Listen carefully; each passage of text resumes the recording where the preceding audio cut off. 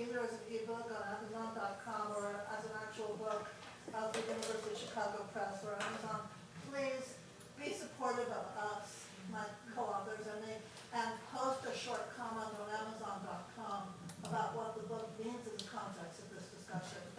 Thank you. It's a great title. Yes, I have more postcards. Thank you. Did anyone else have a question or comment? Yeah. Yeah, as a young woman in film, my entire life being very A-type personality, I've been met with that bossy bitch thing that the guys don't get. If she's a leader, she's bossy, or that other lovely B word that's so commonly thrown around.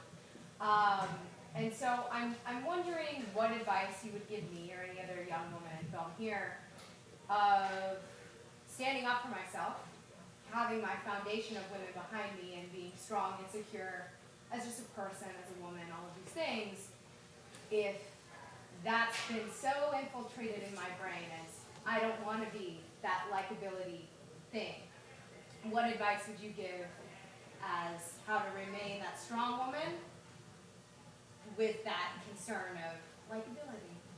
I would let go of that concern of likability, and also let go of what people are going to say. People are going to say what they're going to say. You're going to lead the way you're going to lead. That's the bottom line. And if you're true to yourself and you're a good person, which it seems like you are, because you're sitting behind Jessica, whom I love. You know, if you're making good decisions and you're well educated and you're surrounding yourself with people who also make good decisions and give good advice, who cares? Guys are going to say that your whole life. Get over it. I would just say that there's a saying, it's none of my business what you think of me, or, you know, it's none of my business what people think of me. And it's a good thing.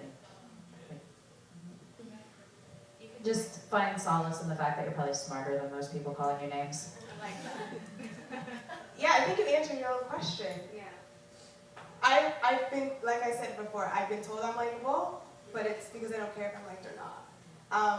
It's gonna be, I understand it's easy to say, especially as successful as these women are, that it's better, you're gonna be smart or whatever. I get it. You're young, attractive, like you want to be great, but you also do want to be liked and looked at as someone who wants to be people that want to be around. But like Claire said, as soon as you let it go, is as soon as it's gonna happen, and that's just kind of the bottom line of it. You know, I mean, it's also not realistic for me. I'm only speaking for myself. I'm a super passionate person. I get like riled up, you know, and not, you know, about things that are happening within the company or a project I'm on. So it's not realistic for me to think that I'm always going to have an even nice temper and I'm never going to blow my, you know, lid, because I will. And so that's just part of being human. And, you know, don't let those moments define you, and don't let anyone else let those moments define you. Because it will happen and you'll get over it. Good advice, ladies. I feel empowered. Anyone else? Any other? Yeah. Mm-hmm. I have a question. What was it that you meant behind people die? On set, sorry. On the set? It's about safety things, and I kind of regret that I said anything because I had names attached, but safety and Carelessness? yeah, and we're gonna go, and a helicopter's involved or something, and you know, it's like I mean, it happened recently. yeah. A project that, you know, it was a high-profile project, the Allman Brothers movie that was filming, and the second camera assistant ended up.